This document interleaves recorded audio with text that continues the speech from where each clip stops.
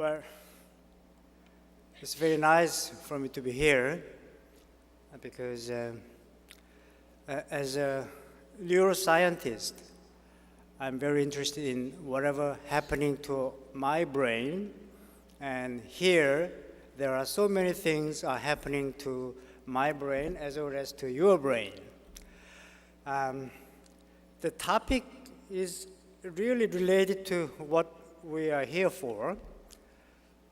We want to understand how my brain and my body and my mind are all connected. So the topic is brain and mind. I think it's on there, right? Brain and mind. What is the brain to the body? I wanted to say something I have been thinking about in terms of trying to figure out the relationship between the brain and the body. And naturally, that leads to some principles of HSP. So I will talk about a lot about the brain and the mind, mostly from the perspective of science. Then, at the end of my talk, I will present a few slides that has a direct bearing on the HSP. Okay. This is, you know this very well, Carnegie Hall in New York, Manhattan. It's a beautiful music hall. I think for any musicians, it's a dream for them to be able to perform in this nice auditorium. There was a boy from Texas. He was touring in New York City, and he wanted to see the famous Carnegie Hall, of course. So he came out of a subway station in Manhattan. So he asked an old New Yorker for the direction. So how can I get to the Carnegie Hall? Then the New Yorker answered with practice, and more practice. So the New Yorkers are proud of this Carnegie Hall, of course. But my point is not about the music or not about the Carnegie Hall, but the practice. What does practice do? There was an article in a recent Scientific American, one of the magazine. The title was The Expert Mind. From there, I took two important keywords. One is the 10-year rule. They say from lots of case studies that it takes a decade of heavy labor to master any field. If you think about yourself or your friends, your neighbor, who can be called expert,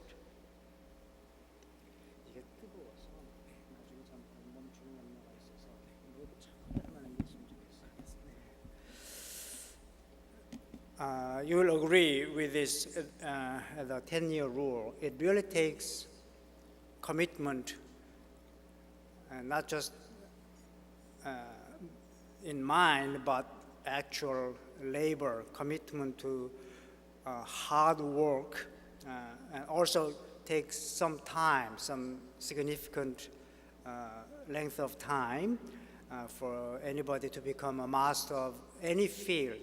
It can be anything. It can be science, it can be art, or it can be cooking, or it can be running, or dancing, whichever. And the second point, interesting, was that experts are made, not born.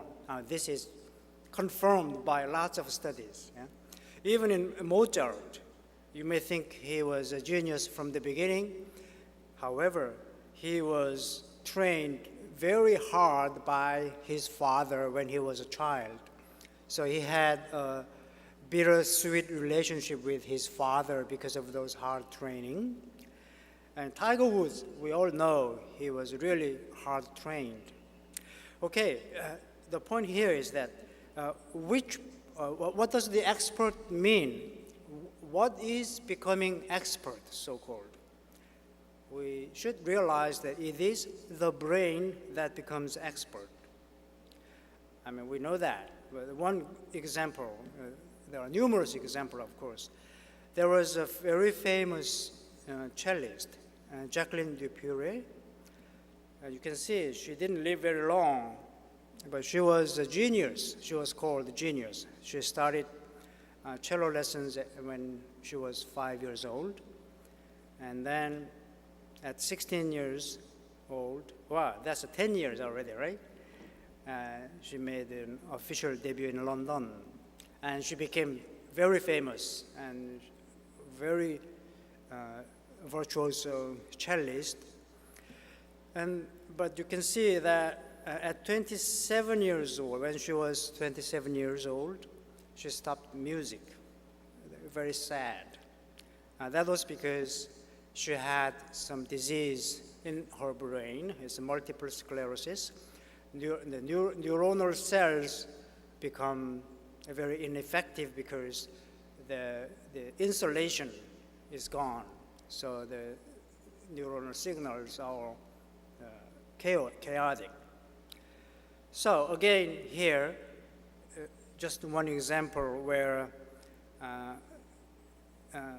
we can identify what is becoming the expert in her case. That's her brain, right? Okay, so this applies to anything we do in everyday life.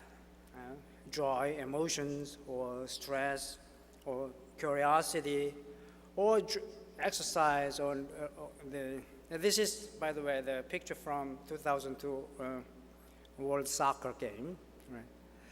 Right? All these things we do, or just existing itself, is not possible once the brain is gone. Okay, we are interested to studying the mechanism how the brain works. Of course, we can study with human brain. There are many studies using psychology, and these days, many imaging machines, fMRI, you have heard of that already in previous lectures. But there is a big limitation in what you can do with human brain. So you need animal models to study the human brain. And using animal models, another tool comes along, that's genetics. So genetics can be utilized. In fact, a genetic map is a blueprint for the structure and function of our body. Okay.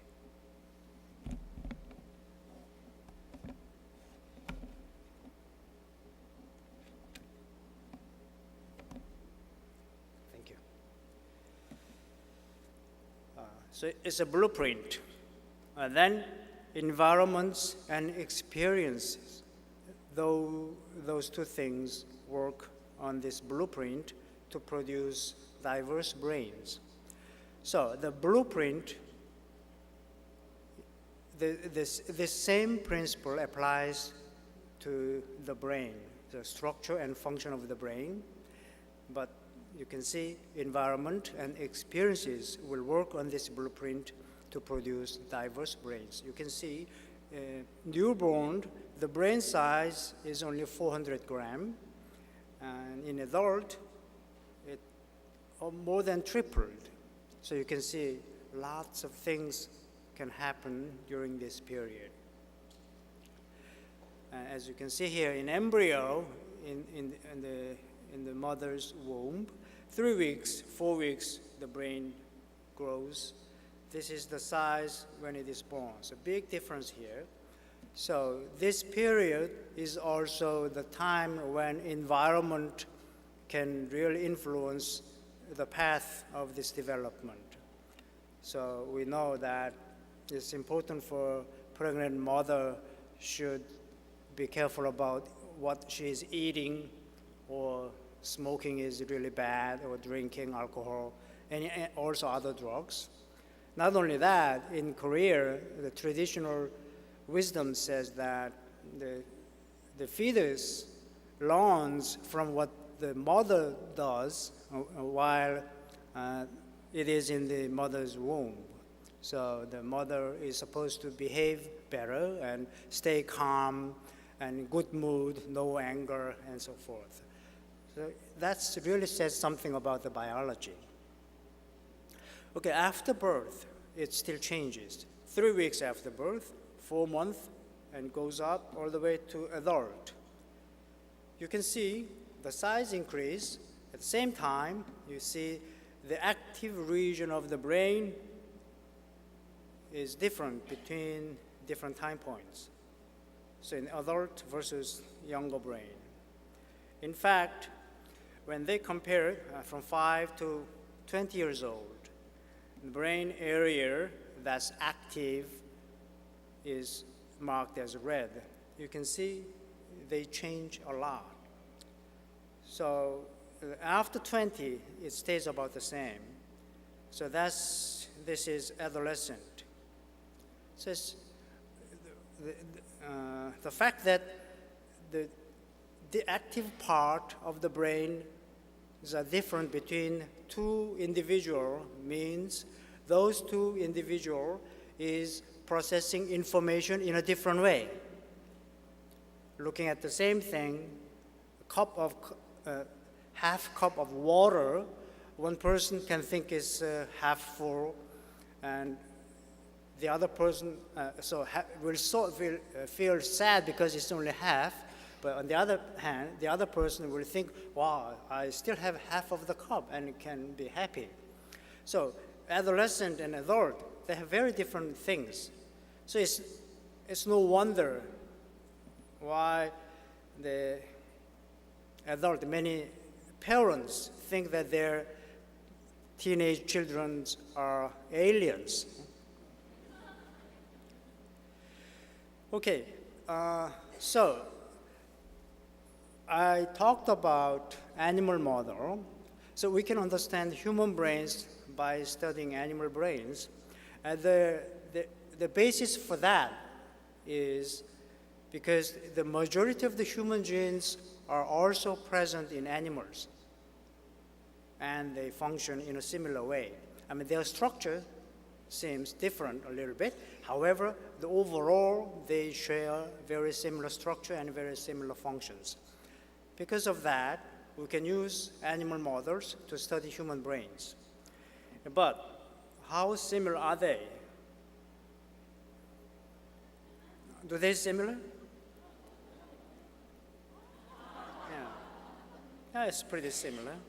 Yeah.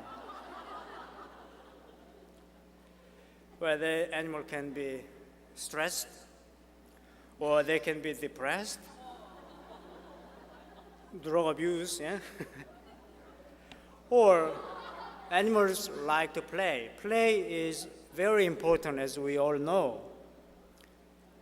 So the pet toys are one of the business.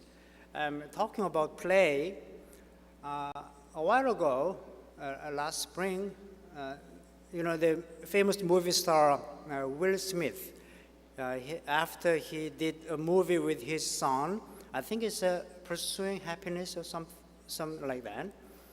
He had an interview with the magazine, and one of the things he said that he found his what he was thinking when he began the movie first time by working with his son. So what I'm saying is his son was so spontaneous and was so enjoying what he does, essentially playing when they were making movies. So Will Smith, I guess, he had a similar thing when he first began the movie career. So he was so happy to recover those kind of characteristics. And he says that whenever you show the best part of you, there is something play-like about it. So play, if you do something play, as you do play, that will really show the best of you. I think that's what it says. So play is important. You know,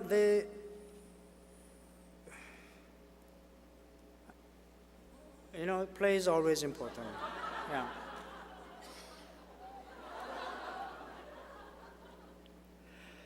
Okay, let's get serious. Mouse is very good for genetic studies because it's small. It's pretty small, and they are healthy and they breed very well, get a lot of babies, and their generation time is very short, like 2 months or so. So that means for 1 year you can have 5 generations down the way. So it's very good for genetics. So we use mice for genetics. And some basic tool in genetics is to have mutations. So one gene is mutated, then something will happen. Then you know the gene is necessary for certain mechanism in the body. Okay? So mutation is the key material for doing genetics. We use gene knockout technologies. Some people call it gene targeting.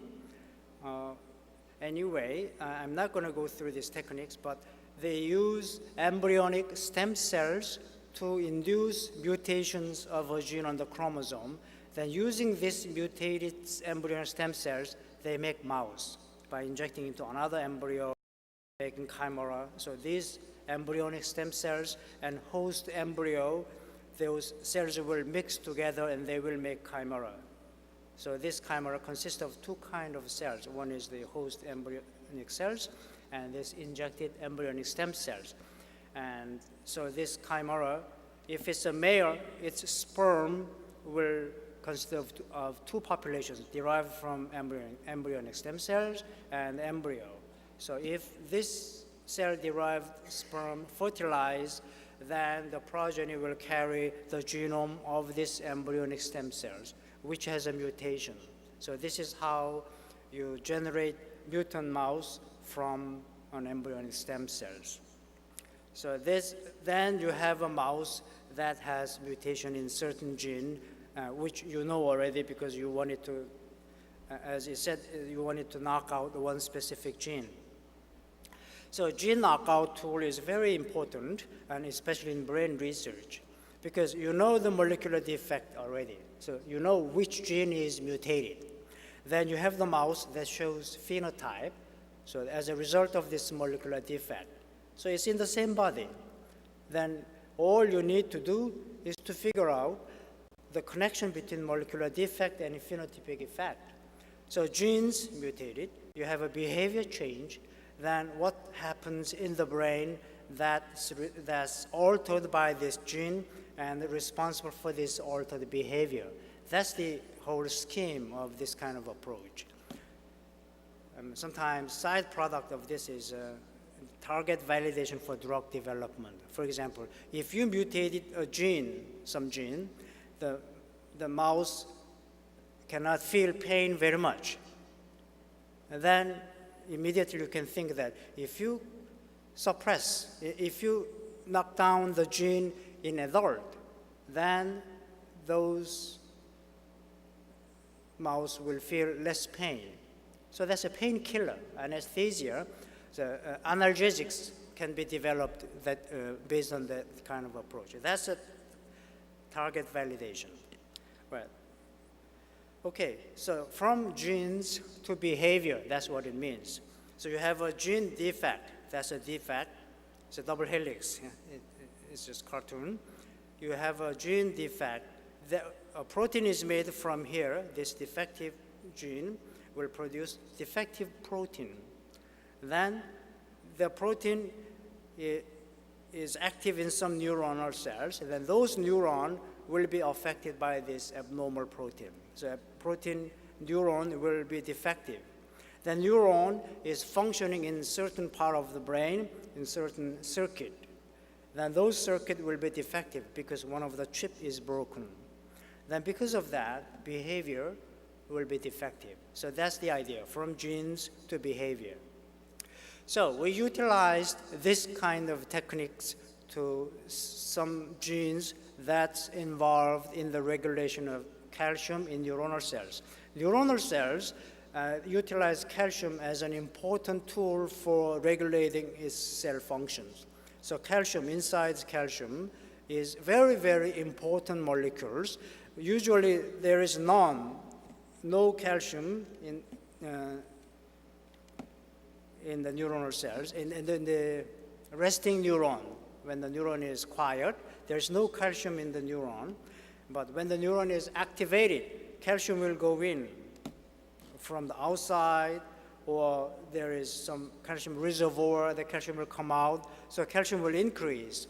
So from almost 0 to at least 10,000-fold increase. Then there are many proteins and enzymes that are activated by this increased calcium. That's what the calcium does.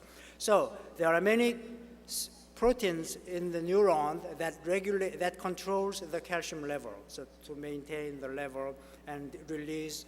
So we have been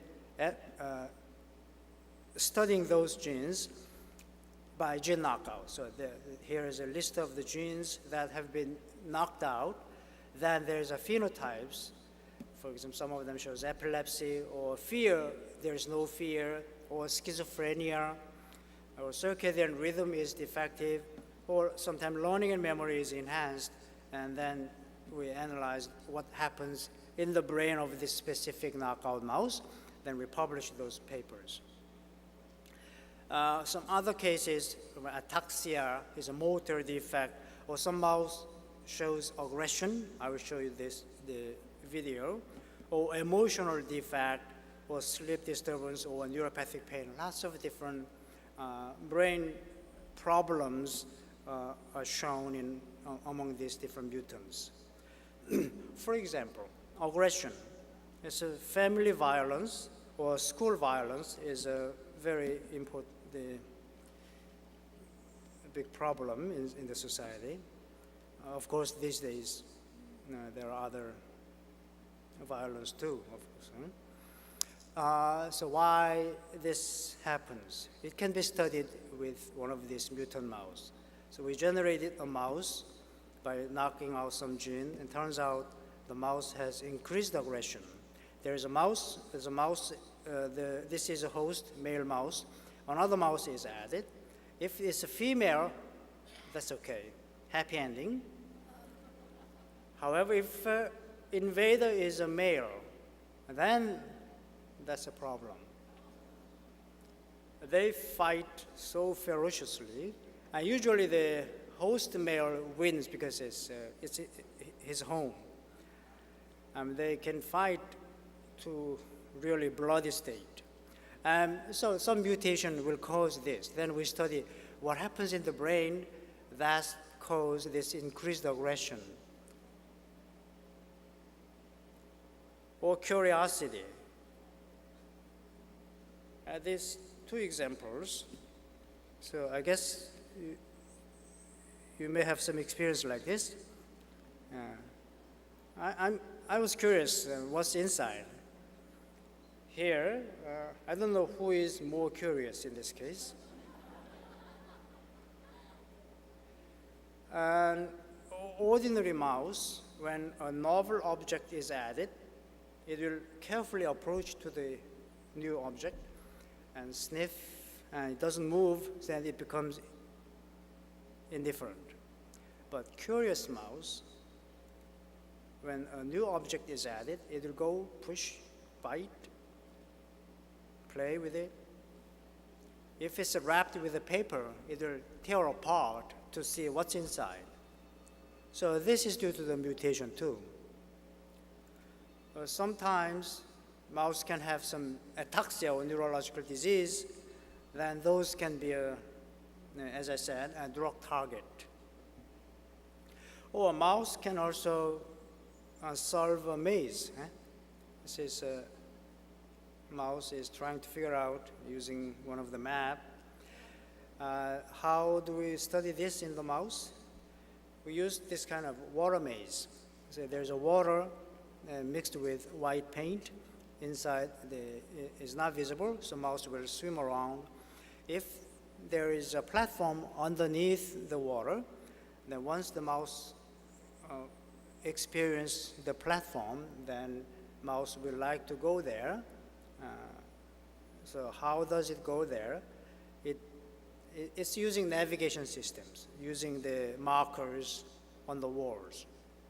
So the time it takes the mouse to reach the platform becomes shorter and shorter as it is trained repetitively. So a hidden platform is here, wall markings, then the mouse will try to find this place. It's a spatial learning. So before training, the mouse, it will take very long, but after training, it will go very fast. So for example, it's like this, normal mice. So at first trial, it's a training day, and this is a latency. But a first trial will take usually 40 to 50 seconds to find the platform. And then the latency becomes shorter and shorter as the training continues. So 4 or 5 days, they reach the plateau. You see this smart mouse. That's by mutation of some gene. First day, there is not much difference between the wild type, but the second day, it already learned the position very well, much better. So it reached the plateau at third days. So it's a smart mouse. But I always point out that after all, they become the same. This is very comforting for me to know this. Yeah? So we all know. Yeah? So some athletes, there was a very good soccer player. In an interview, the reporter asked, "How come you play so well? Do you think you were born with those talent?" And he said, "A talented person cannot do better than hard-working person." And then he said one more thing. Hard-working person cannot beat somebody who does with pleasure, enjoy what he does. So I think it's always good to know. Okay, also, this test can be used to measure how long the mouse remembers what he learned. So good memory. As after, let's say, a couple of weeks later, the platform is removed, the mouse dropped here, then it will go to the area where the platform was located, and it will go around here trying to figure out the exact location. Yeah? But a bad memory, the mouse will wander again because it doesn't remember the position at all. So it's a very nice test, and we have a smart mouse. We also have a mouse with really bad memory. So this is one of the real video. So you can see the marker, mouse is dropped here. This is a mouse with a bad memory. So it just wanders around. The platform might be somewhere around here, but he cannot find it. This is a smart mouse. It finds it very quickly. So these are all by mutations. Fear. How about fear response? There's a mouse here and a rat here. Mouse is afraid of a bigger animal, which is a rat. It's scared a little bit. There's a tunnel in between connecting these two chambers. However, the curiosity is really strong also. So mouse tries to get to the other corner, but it gets really afraid. So I think it's a response to some novel thing, curiosity and fear. Those two reciprocal feeling, they negotiate to a certain extent, and depending on the personality, somebody will have more curiosity than fear, and others may have more fear than the curiosity. So I think that they will determine the behavior. But this is a normal mouse. It has lots of curiosity, but it has a strong fear. Yeah. So it's very difficult to suppress curiosity, you know. Okay, how about a mouse which has no fear by mutation?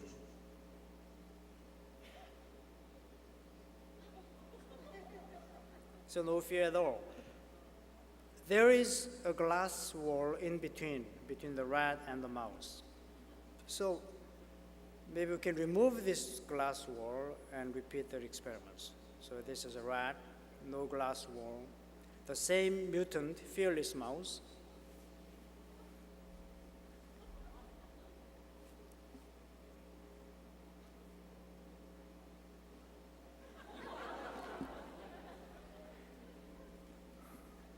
So try to imagine, or you don't need to imagine, what will happen if this is a cat?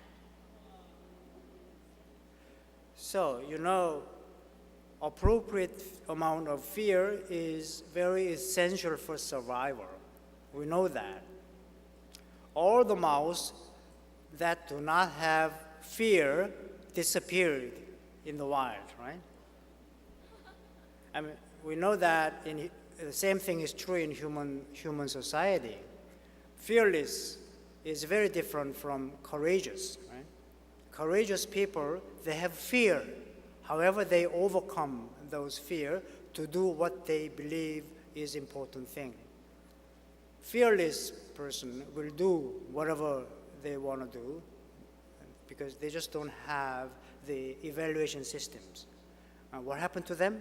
Usually they end up in the jail, you know?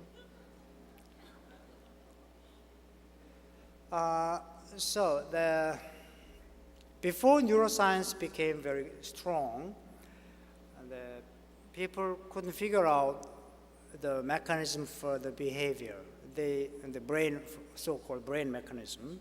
They will just imagine the mouse behavior.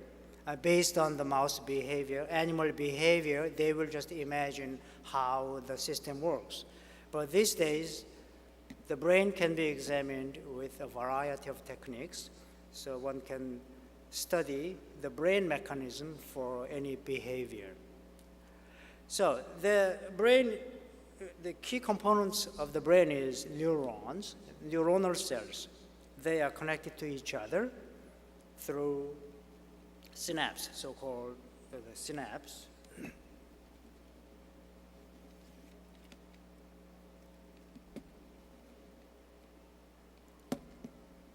Okay. So this indicator sometimes is not visible. So we know that the brain circuit functions by electricity, just like electric networks. So those electricity travels from one neuron to the next neuron by synapse, and that forms circuit. So it's in a sense, brain is a big, gigantic network.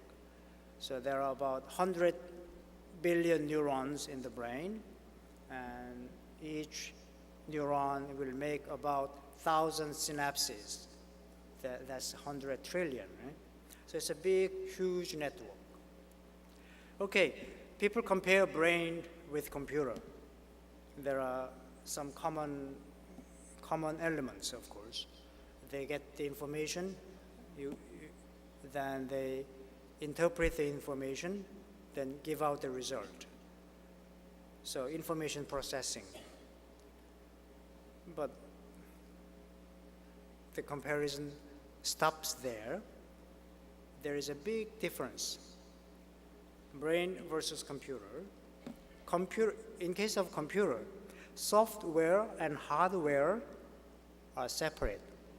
So when your PC is not working properly, then you can set it up again, or you can call the technicians, then remove all the software and readjust, then put new software, or sometimes you can use Windows or Linux.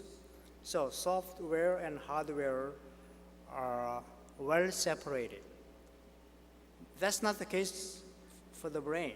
Software and hardware, they are integrated. So when some information gets into the brain, it does the job. And thing is, those process makes a big change in the brain. Whenever information gets in the brain, that information is processed, it will leave something behind. It changes the circuit itself.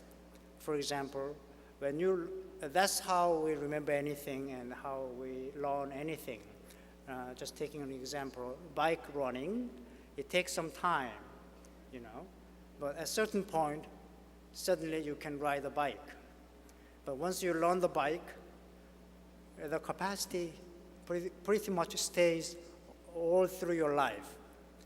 So it takes time for the circuit necessary for bike riding to form, and once it is formed, it stays pretty well. So software and hardware, they are all integrated in the brain. So that's a big difference. And of course, this is a problem too. You cannot get rid of some bad memory, for example. So that's, again, shows the integration of software and hardware. And all old memories, which means hardware, circuit modified by previous information processing. And that's memory. It will affect the capacity or the way the new circuit operates. So old memory will affect my mind. So you had a good experience with some place, then whenever you go there, you will feel very good.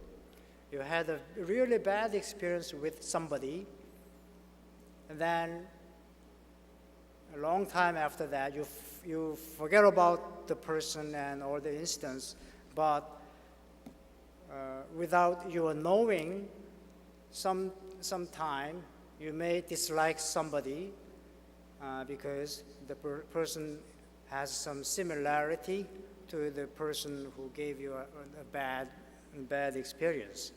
So that's due to the software and hardware integration. Okay, then, so what is the brain to the body? I mean, I have been thinking about this question for some time.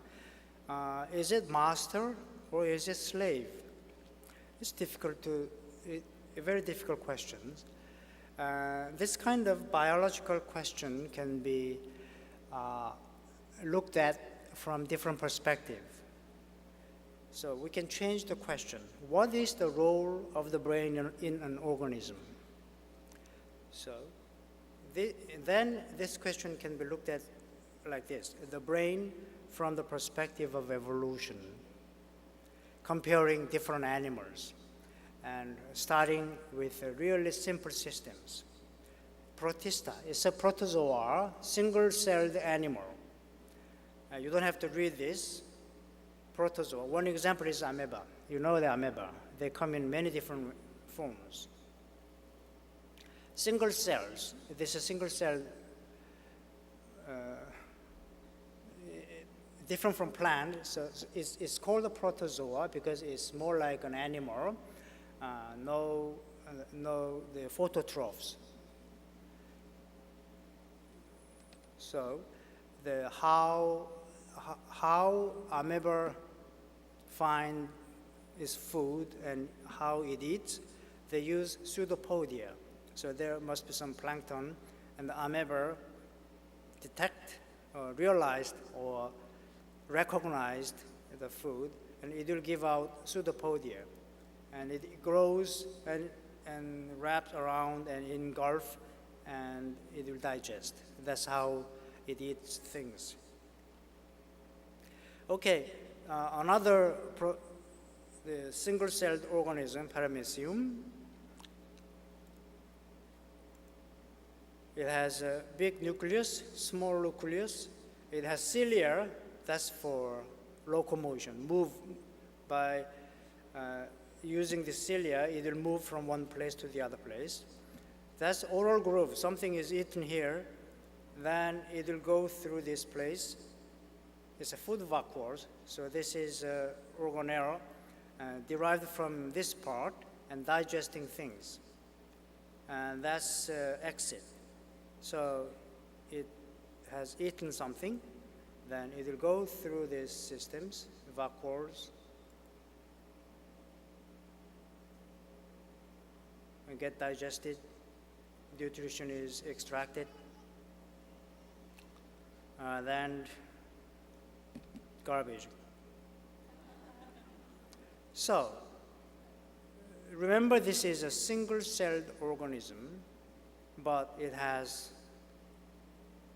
system for locomotion, or the legs. It has mouth, digestive systems, and anus.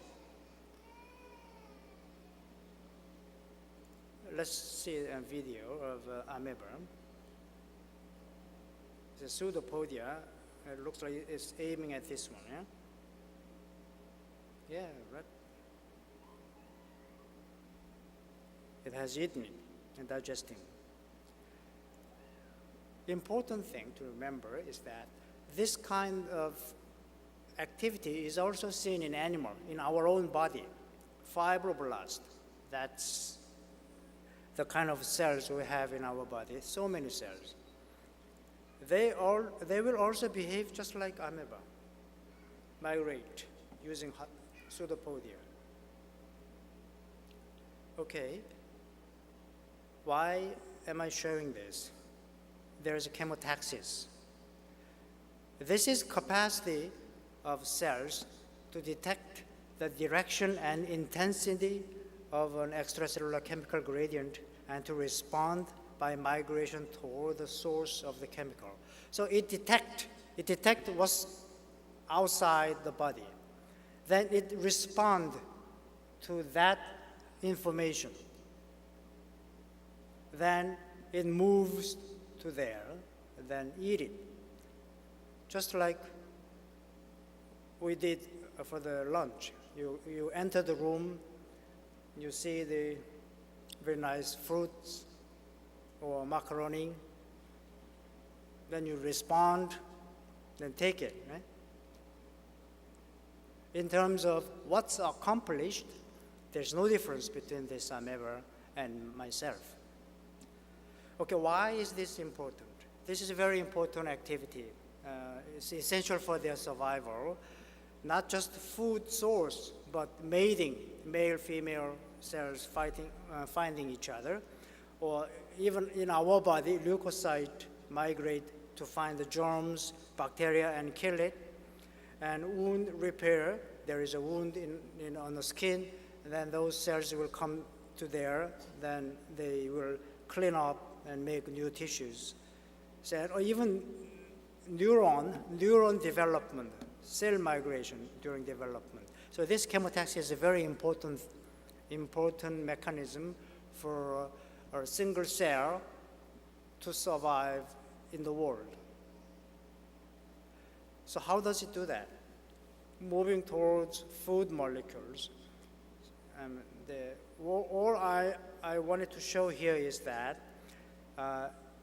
the amoeba really respond to the external signal and modify its body and reorient to go to that target. That's why I'm showing this. So there is something stimulus here, and it will move that way. Then if stimulus is on the right side, it will move the other way. So you detect it, then something happens in the cells that will reorient this little cell to this side. So what is the conclusion? Very simple and convenient lifestyle of protozoa. That's a single-celled organisms. So they do whatever they have to do, everything they need to do for survival and reproduction as a single cell. Okay, move to animal. Forget about these things. What is animal? We know what animal is. Yeah? Multicellular is important. This is what the evolution or taxonomists found out. They analyzed different animals and classify them. I'm not going to go this, but sponges is the most simple animal, multicellular organisms. And you can see this when you go on the water, scuba diving, and you see a lot of this. It's a big tube. It's a really simple tube, lots of cells on the wall. Inside is empty. There's holes on the wall. Water goes in by passive movement. And then as it goes, and then water goes out here. And during that period, the cells will catch the food as a filter, catch the food in the water. That's how they eat. So in these systems, the cells are living together, or this organism consists of many cells. It's difficult to tell for me whether many cells are living together or just single organism with many cells. But they certainly benefit by living together, but they don't have to communicate with each other. They don't have to give information to other cells. They don't need to share the information. These are very passive things. So maybe that's why they don't have any nerve. So when does the nerve, so they reproduce also asexually by budding or sexually by sperm and ovum. So they do all the necessary thing also. They are multicellular organisms. There's no nerve, but they do everything needed for survival and reproduction. They just don't need nerve because they don't have any information to share among the members. Okay, then when does the nerve comes first? So this is animals with nerves. The cnidaria, for example. I will go through this using simple examples. Sea anemone, or this jellyfish, there's a radial form. They have a radial form. So they have nerve net. So what jellyfish can do is to contract and relax. Contract and relax. So when something touch here, then jellyfish will contract and relax. They have no direction to go. Contraction, relax, that's the only thing they can do. But for that to happen, contraction to happen, all the cells should contract at the same time. So that means they need to share the information. So those information is shared through the nerve nets. Okay, nerve nets happened when multicellular organisms requires some information sharing. This hydra, they have nerve nets also. Sea anemone, they have nerve nets. Then what's the next step? So this is a sensory processing, in other words. So nerve cords. So nerve nets was not enough because quantity of information is bigger and there was some coordination to do. This happens in animals when their body changes from radial symmetry to bilateral symmetry. It means you have left and right or front and rear. In radial symmetry, there is no left and right. So you need to have more complex decisions. It is first seen in flatworms. At the same time, head appears. They call it cephalization, development of head. So it also happens in the flatworms. So this is when head happens, there is some bigger collection of neurons in the head that's called ganglia. So that's probably precursors of brain. That's flatworm. This is a parasite, but this is freshwater flatworms. So nerve cord on the right, on both sides, and ganglion, which functions as a brain. So it's a center. So you can see eye spots. They even have eye. I mean, it's not really eye, but it's a collection of cells that are very sensitive to light. So they can go toward the light or they go away from the light. So that helps a lot for them to survive. That's annelid. That's leech, that's annelid. They have a little more complicated structures. It has a brain and nerve cord and nerves comes out. Earthworm is one of the annelid. Next one is mollusks. Some of these are delicacy, as you know. These might be octopus. So they have much more complicated ones. And starfish, they also have sophisticated systems.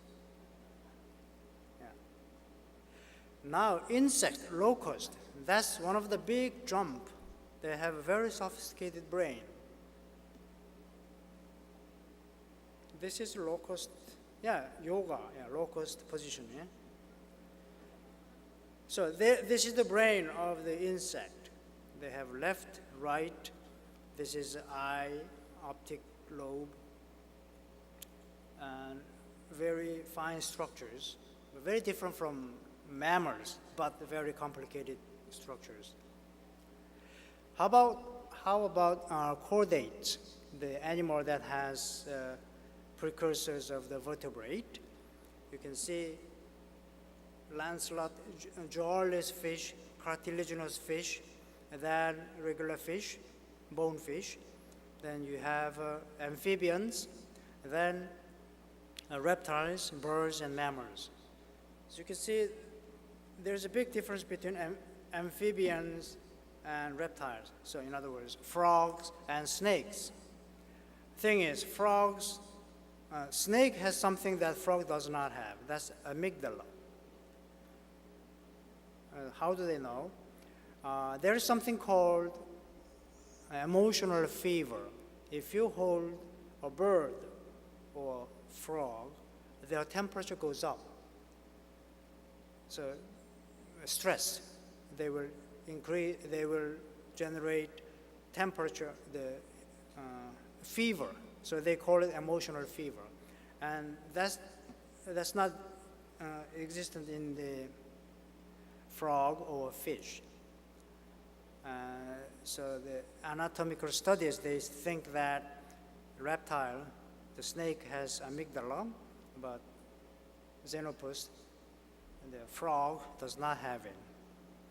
I don't know, but whether that justifies snake eating frog, but maybe this will appeal to some vegetarians, right?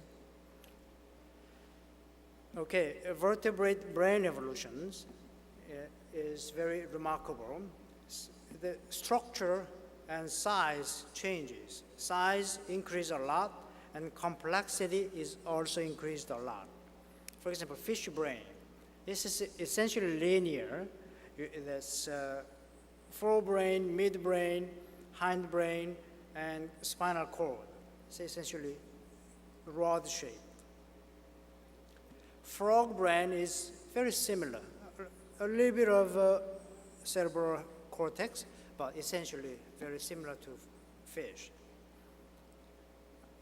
Bird has a much bigger brain compared to those. This is a cerebral hemisphere. I mean, we should not look down upon bird's brain, right? How about cat? Becomes much more complicated. Lots of volumes because volume increase to pack inside the skull, you have lots of wrinklings happen here. So mammal's brain, there are lots of different mammals depending on their mental capacity. So you can see here, even in the space brain occupies in the head differs among the mammals. So human, it takes a lot of space whereas compared to the other animals. Okay, one thing I like to point out is that when you compare all these brains, so for example, mammal, big brain, small brain, or a reptile, alligator, or frog, or fish, there is some similarity here, but the horse brain versus fish brain, they are about the same size? No, that's not the case. The fish brain has been magnified to the size of the horse brain. So they have overall length about the same. But what this shows is that the brain stem part, including medulla, in fish, is essentially maintained in other animals, frog, reptile, mammal, and horse. So what happened in the horse brain is that the other part grew much bigger compared to the fish. So in fish, the brainstem is very big part, but in horse, brainstem becomes small and rest of the brain becomes very big. So that's a big difference. So what is the consequence of vertebrate brain development? So functionally, it became more capable, faster, and more capacity for storing information, and flexibility is increased, and it shows improved association with environment, and understanding past and present, and also predicting future in case of humans. And cerebrum becomes very important. It has lots of complicated, sophisticated activities, and that's what makes us human, or you may call it spare activity, I don't know. Okay, then back to the question, nerves and brains, how and when did it develop? So nerves emerged in multicellular organisms to meet the need to coordinate cells in jellyfish. And then brains emerged when differential decisions were needed for different parts of the body. So more complicated information processing is required. Okay, then what is the role of the nerve brain in an organism? It collects information from environments. It makes decisions, so-called computation, information processing, make decision on how to respond. Then send differential instructions to different parts of the body to execute the decisions. So in other words, it's appropriate responses to environments. That's what nerve brain does in an organism. That's a basic thing. Okay, so what is the brain to the body? Is a master or a slave? We can change the question. Can the brain be separated from the body and still be a functioning entity? Of course, the answer is no. Brain and nerve is a single unified system for information processing. Without nerve, brain is just a bunch of tofu, yeah? Soft tofu. Yeah? So those two combined forms the nervous system.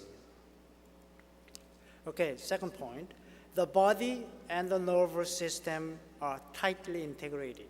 So there are peripheral nervous systems. Every spot in the body has nerve that will take information to the central nervous system, which is brain and spinal cord. So that's where the information processing happens. Important, sophisticated interpretation happens here. So the body and the nervous system form a single functioning system. So the body and the nervous system together form one integrated system. I think this is an important conclusion. So in other words, what comes to your body is what enters your brain.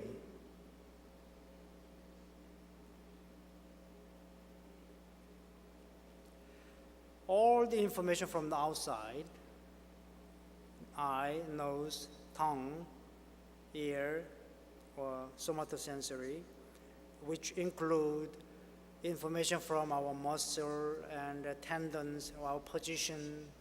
You know, even when you close your eyes, you know your hands are where, over there, here, right? All those information gets to the brain through special receptors. Each has receptors. They go to the brain. For example, amygdala, involved in the emotion, anxiety, and fear. You walk on the wood in the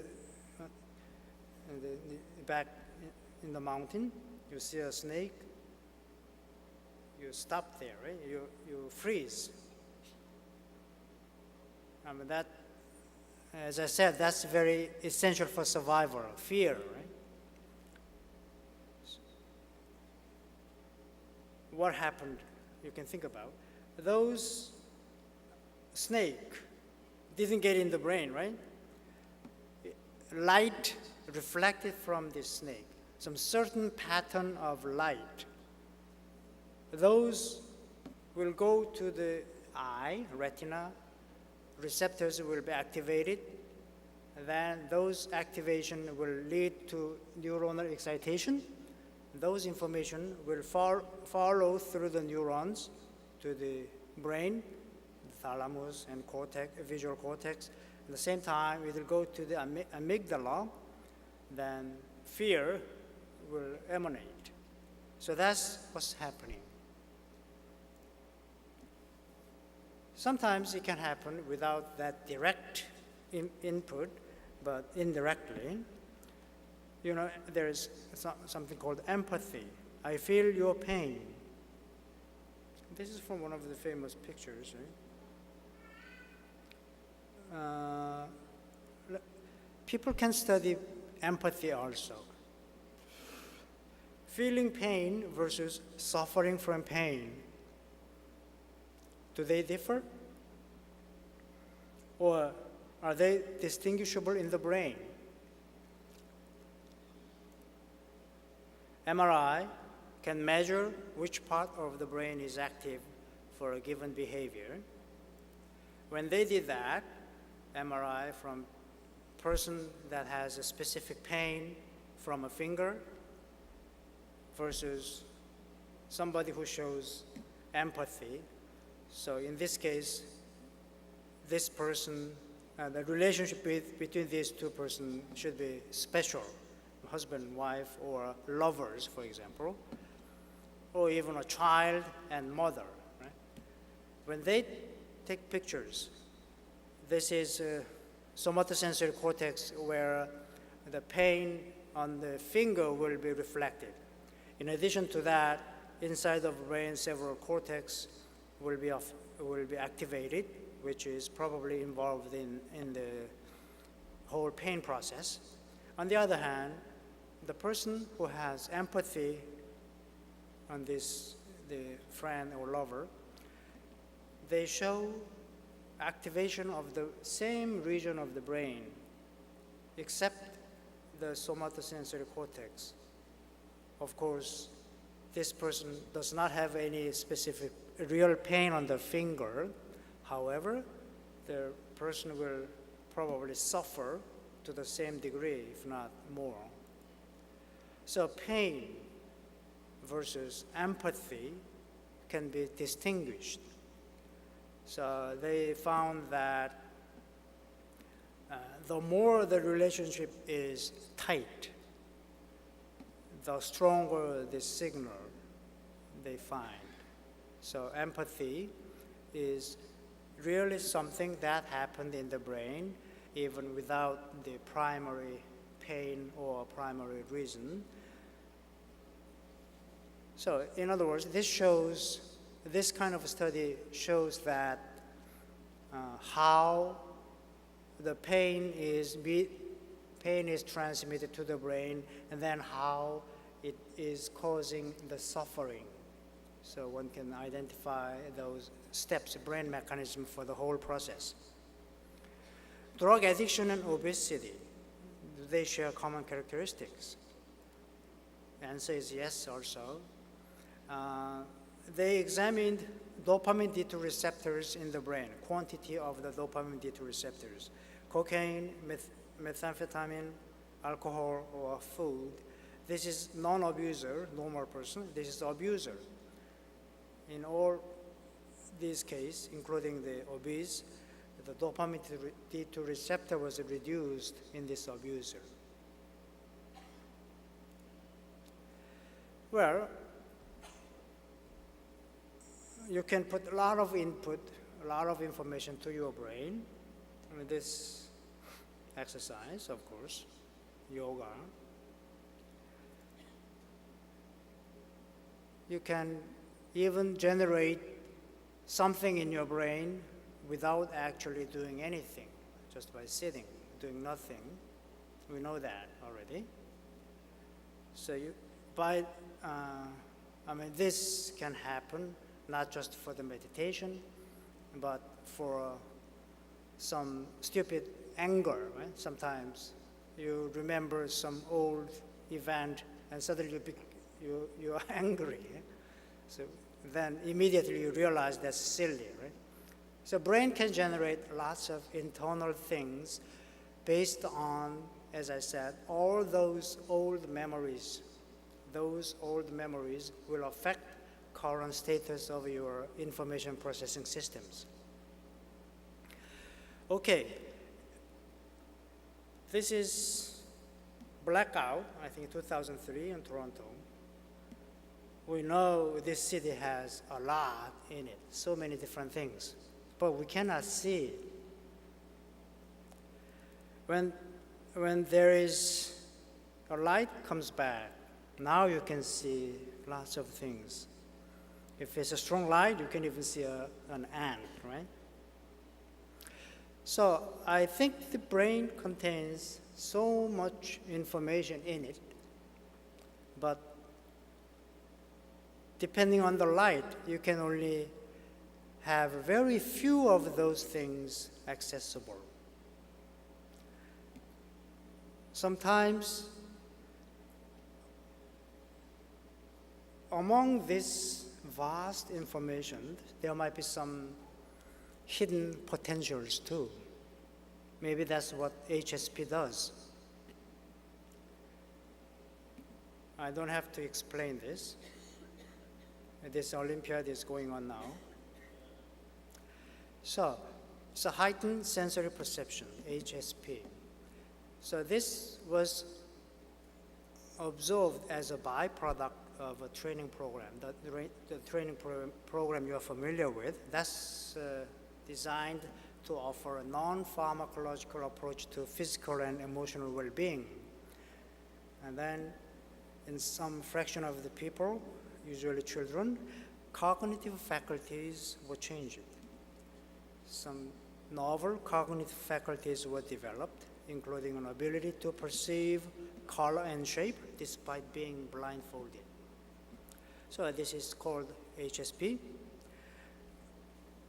And to me, this is something subject for study, because whatever thing that's happening in the world at certain frequency, if it happens 1 in a million, that's very difficult to study.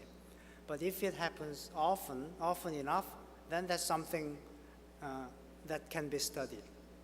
So we have been trying to understand this. The first thing is to quantify the performance enhancement. Does it really enhance? We know it enhances, but can you say it by some scientific way. That's the first thing we have been doing, using this kind of 6 colors and 6 shapes. About 107 children were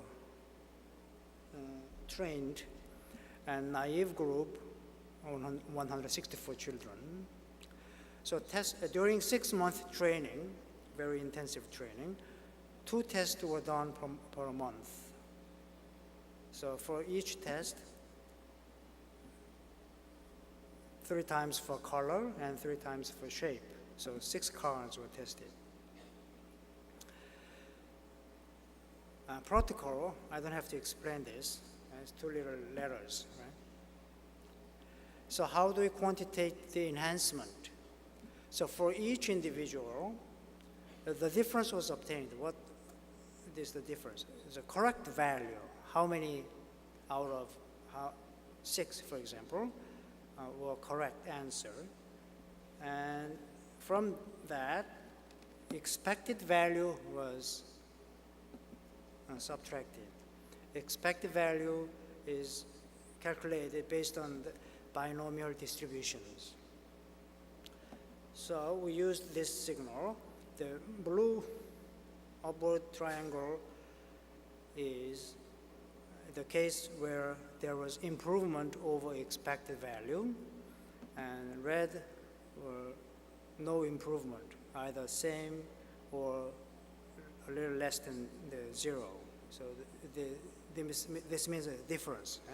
There's no difference from the expected value. So you can see when we analyze this, mostly children, they fall into 4 or 5 different groups.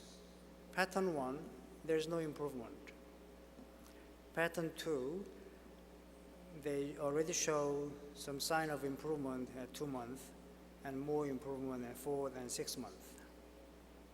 Pattern 3, and they are a little slower. At 2 months, not much, but 4 months and 6 months, they show some improvement.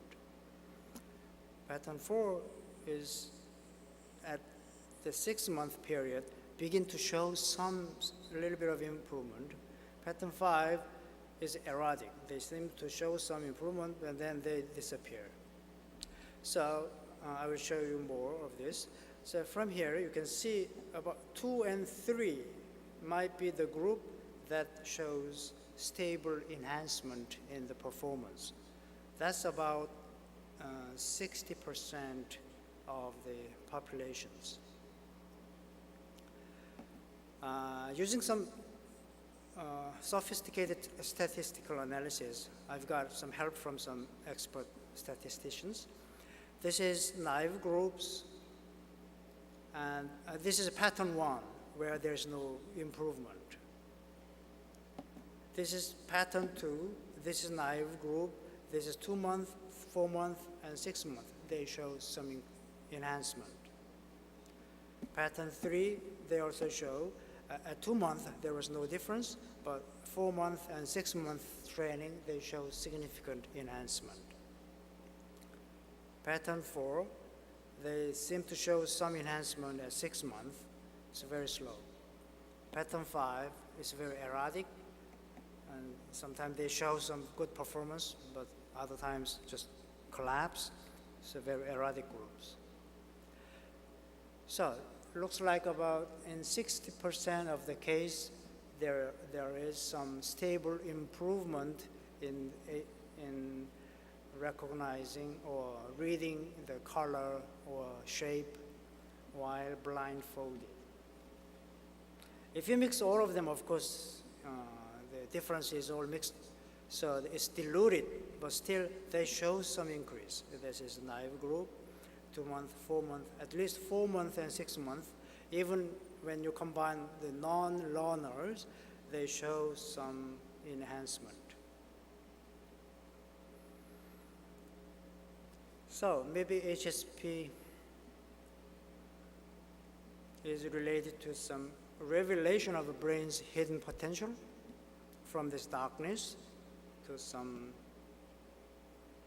shining or enlightenment, whichever you call. Well, of course, at this point, the question is how this thing happened. As I studied mouse from genes, brain, and behavior, in this case, what happened in the brain? That will be really big questions and certainly requires lots of studies in the future. Okay, this is conclusion, which is not really conclusion, right? So neuroscience is really progressing a lot to reveal the brain mechanisms underlying behaviors, and that include the functioning of the mind and may include some unknown, so far unknown or hidden potential of the brain.